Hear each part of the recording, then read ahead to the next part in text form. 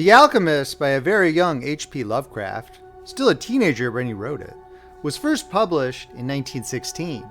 The narrative is from the perspective of an old man, Count Antoine de C, as he investigates why so many males in his French noble heritage have perished at the age of 32. Searching around his dilapidated castle, he stumbles upon something sinister, with possible ties to the occult and black magic. It lurks within his home. I hope that you will enjoy this short story.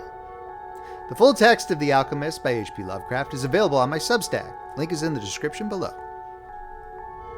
If you're enjoying this reading from Friendly Frog Press, please make sure to subscribe, hit that like button, and drop a comment below whether you liked it or not. Thank you for listening. The Alchemist by H.P. Lovecraft, narrated by Beauheart. High up, crowning the grassy summit of a swelling mound, whose sides are wooded near the base with the gnarled trees of the primeval forest, stands the old chateau of my ancestors. For centuries, its lofty battlements have frowned down upon the wild and rugged countryside about, serving as a home and stronghold for the proud house whose honored line is older even than the moss-grown castle walls. These ancient turrets, stained by the storms of generations and crumbling under the slow yet mighty pressure of time, formed in the ages of feudalism one of the most dreaded and formidable fortresses in all France.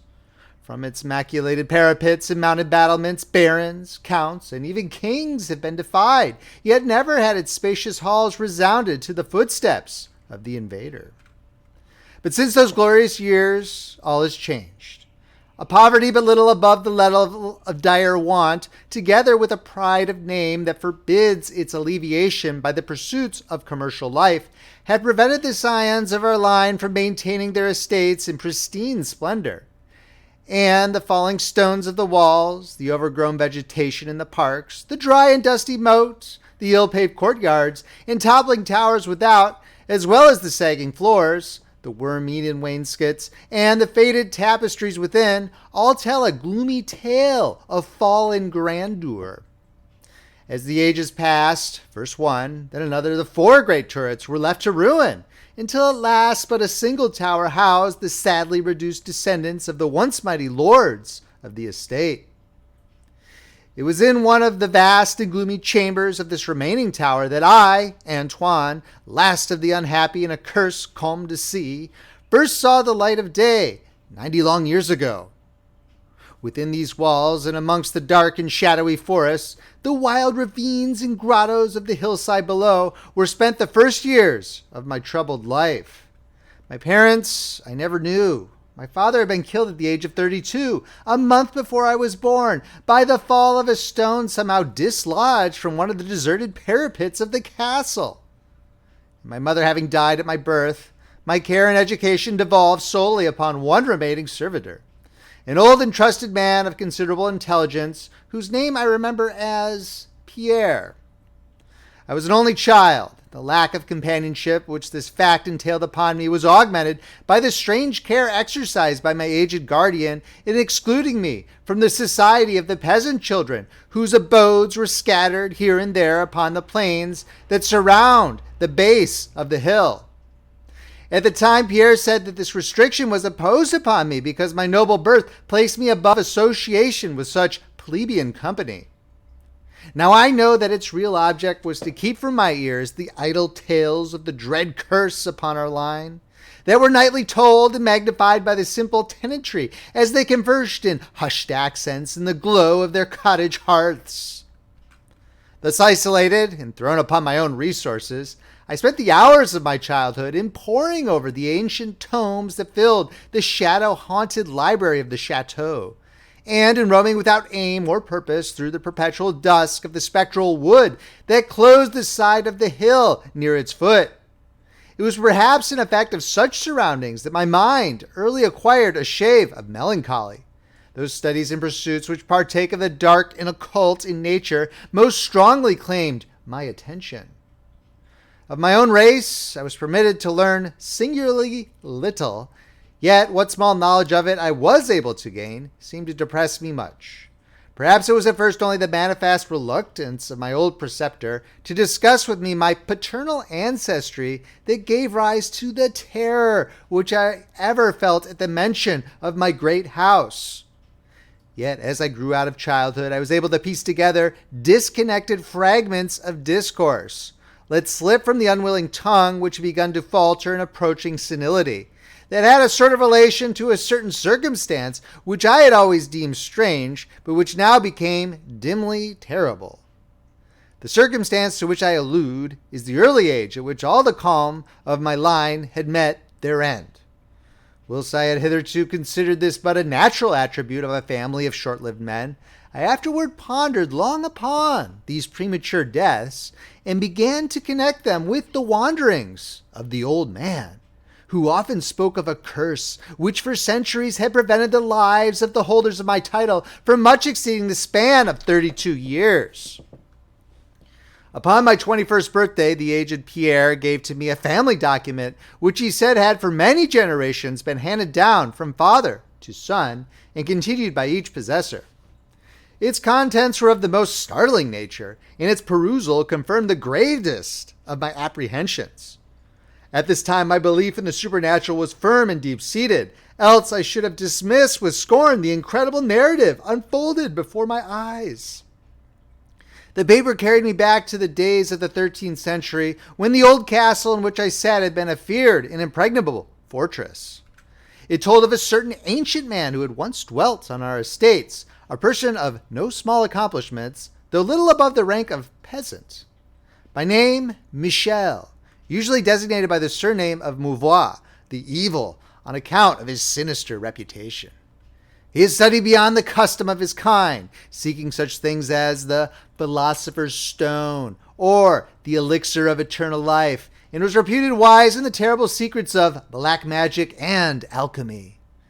Michel Mouvois had one son named Charles, a youth as proficient as himself in the hidden arts, and who had therefore been called le sorcier, or the wizard. This pair, shunned by all honest folk, were suspected of the most hideous practices. Old Michel was said to have burnt his wife alive as a sacrifice to the devil, and the unaccountable disappearances of many small peasant children were laid at the dreaded door of these two. Yet through the dark natures of the father and the son ran one redeeming ray of humanity. The evil old man loved his offspring with fierce intensity, whilst the youth had for his parent a more than filial affection. One night the castle on the hill was thrown into the wildest confusion by the vanishment of young Godfrey, son to Henri the Comte. A searching party, headed by the frantic father, invaded the cottage of the sorcerers, and there came upon old Michel Mouvois, busy over a huge and violently boiling cauldron. Without certain cause, in the ungoverned madness of fury and despair, the Comte laid hands on the aged wizard, and ere he released his murderous hold, his victim was no more.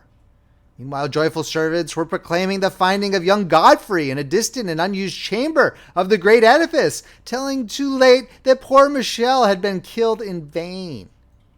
As the Comte and his associates turned away from the lowly abode of the alchemist, the form of Charles le Sorcier appeared through the trees. The excited chatter of the menials standing about told them what had occurred, yet he seemed at first unmoved at his father's fate. Then, slowly advancing to meet the Comte, he pronounced in dull yet terrible accents the curse that ever afterward haunted the house of C. May never a noble of thy murderous line survive to reach a greater age than thine, spake he, when suddenly leaping backwards into the black wood, he drew from his tunic a phial of colorless liquid, which he threw into the face of his father's slayer as he disappeared behind the inky curtain of the night. The Comte died without utterance, and was buried the next day, but little more than 32 years from the hour of his birth. No trace of the assassin could be found, though relentless bands of peasants scoured the neighboring woods and the meadowland around the hill. Thus time and the want of a reminder dulled the memory of the curse in the minds of the late Comte's family, so that when Godfrey, innocent cause of the whole tragedy and now bearing the title, was killed by an arrow whilst hunting at the age of 32, there were no thoughts save those of grief at his demise. But when, years afterward, the next young Comte, Robert by name, was found dead in a nearby field from no apparent cause. The peasants told in whispers that their signor had but lately passed his 32nd birthday when surprised by early death. Louis, son to Robert, was found drowned in the moat at the same frightful age, and thus down through the centuries ran the ominous chronicle. Henri's, Robert's, Antoine's, and Armand's, snatched from happy and virtuous life when little below the age of their unfortunate ancestor at his murder. That I had left at most but 11 years of further existence was made certain to me by the words which I read. My life, previously held at small value, now became dearer to me each day as I delved deeper and deeper into the mysteries of the hidden world of black magic. Isolated as I was, modern science had produced no impression upon me, and I labored as in the Middle Ages, as rapt as had been old Michel and young Charles themselves in the acquisition of demonological and alchemical learning. Yet read as I might, in no manner could I account for the strange curse upon my line.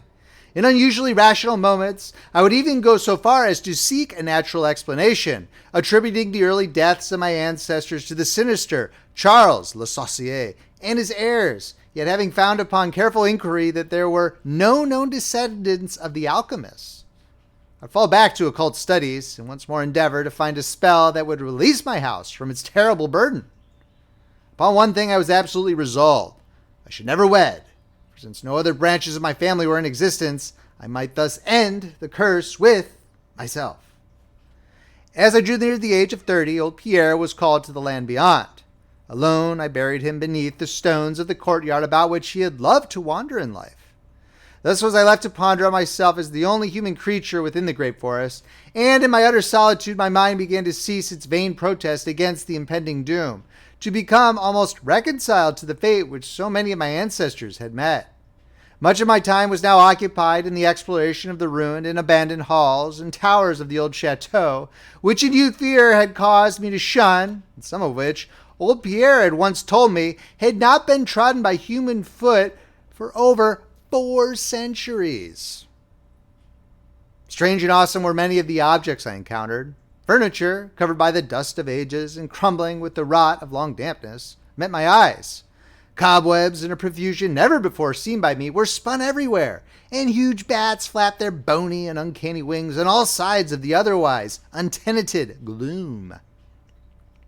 Of my exact age, even down to days and hours, I kept the most careful record.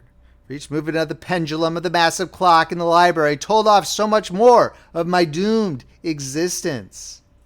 At length I approached that time which I had so long viewed with apprehension, since most of my ancestors had been seized some little while before they reached the exact age of Comte Henri at his end. I was every moment on the watch for the coming of the unknown death. In what strange form the curse should overtake me, I knew not, but I was resolved, at least, that it should not find me a cowardly or passive victim. With new vigor I applied myself to my examination of the old chateau and its contents. It was upon one of the longest of all my excursions of discovery in the deserted portion of the castle, less than a week before that fatal hour which I felt must mark the utmost limit of my stay on earth, beyond which I could have not even the slightest hope of continuing to draw breath, that I came upon the culminating event of my whole life. I'd spent the better part of the morning in climbing up and down half-ruined staircases in one of the most dilapidated of the ancient turrets. As the afternoon progressed, I sought the lower levels, descending into what appeared to be either a medieval place of confinement or a more recently excavated storehouse for gunpowder. As I slowly traversed the niter-encrusted passageway at the foot of the last staircase, the paving became very damp, and soon I saw by the light of my flickering torch that a blank, water-stained wall impeded my journey. Turning to retrace my steps, my eye fell upon a small trapdoor with a ring, which lay directly beneath my feet. Pausing, I succeeded with difficulty in raising it, whereupon there was revealed a black aperture exhaling noxious fumes which caused my torch to sputter, and disclosing in the unsteady glare the top of a flight of stone steps. As soon as the torch, which I lowered into the repellent depths, burned freely and steadily, I commenced my descent. The steps were many, and led to a narrow stone-flagged passage which I knew must be far underground. The passage proved of great length and terminated in a massive oaken door, dripping with the moisture of the place and stoutly resisting all my attempts to open it. Ceasing after a time my efforts in this direction, I proceeded back some distance toward the steps when there suddenly fell to my experience one of the most profound and maddening shocks capable of reception by the human mind. Without warning, I heard the heavy door behind me creak slowly open upon its rusted hinges. My immediate sensations are incapable of analysis. To be confronted in a place as thoroughly deserted as I had deemed the old castle with evidence of the presence of man or spirit produced in my brain a horror of the most acute description. When at last I turned and faced the seat of the sound, my eyes must have started from their orbits as the sight that they beheld. There, in the ancient Gothic doorway, stood a human figure. It was that of a man clad in a skull cap and long medieval tunic of dark color. His long hair and flowing beard were of a terrible and intense black blue, and of incredible profusion. His forehead, high beyond the usual dimensions, his cheeks, deep sunken and heavily lined with wrinkles, and his hands, long, claw-like, and gnarled, were of such a deathly marble-like whiteness as I have never elsewhere seen in man. His figure, lean to the proportions of his skeleton, was strangely bent and almost lost within the voluminous folds of his peculiar garment. But, strangest of all, were his eyes, twin caves of abysmal blackness, profound in expression of understanding, yet inhuman in degree of wickedness. These were now fixed upon me, piercing my soul with their hatred, and rooting me to the spot whereon I stood. At last the figure spoke in a rumbling voice that chilled me through with its dull hollowness and latent malevolence. The language in which the discourse was clothed was that debased form of Latin in use amongst the more learned men of the Middle Ages, and made familiar to me by my prolonged researches into the works of the old alchemists and demonologists. The apparition spoke of the curse which had hovered over my house, told me of my coming end, dwelt on the wrong perpetrated by my ancestor against old Michel Mouvois, and gloated over the revenge of Charles de C. He told how the young Charles had escaped into the night, returning in after years to kill Godfrey the heir with an arrow just as he approached the age which had been his father's at his assassination. How he had secretly returned to the estate and established himself, unknown, in the even then deserted subterranean chamber whose doorway now framed the hideous narrator. How he had seized Robert, son of Godfrey, in a field, forced poison down his throat, and left him to die at the age of 32, thus maintaining the foul provisions of his vengeful curse. At this point, I was left to imagine the solution of the greatest mystery of all. How the curse had been fulfilled since that time when Charles de C must in the course of nature have died. For the man digressed into an account of the deep alchemical studies of the two wizards, father and son, speaking most particularly of the researches of Charles de C concerning the elixir which should grant to him who partook of it eternal life and youth. His enthusiasm had seemed for the moment to remove from his terrible eyes the hatred that had at first so haunted them, but suddenly the fiendish glare returned, and with a shocking sound like the hissing of a serpent, the stranger raised a glass vial with the evident intent of ending my life, as had Charles de C 600 years before ended that of my ancestor. Prompted by some preserving instinct of self-defense, I broke through the spell that had hitherto held me immovable, and flung my now dying torch at the creature who menaced my existence. I heard the vial break harmlessly against the stones of the passage as the tunic of the strange man caught fire and lit the horrid scene with a ghastly radiance. The shriek of fright and impotent malice emitted by the would-be assassin proved too much for my already shaken nerves, and I fell prone upon the slimy floor in a total faint. When at last my senses returned, all was frightfully dark, and my mind, remembering what had occurred, shrank from the idea of beholding more. Yet curiosity overmastered all. Who, I asked myself, was this man of evil?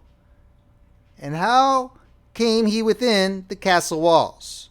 Why should he seek to avenge the death of poor Michel Mouvois? And how had the curse been carried on through all the long centuries since the time of Charles de C? The dread of years was lifted from my shoulders, for I knew that he whom I had felled was the source of all my danger from the curse, and now that I was free, I burned with the desire to learn more of the sinister thing which had haunted my line for centuries, and made of my own youth one long-continued nightmare.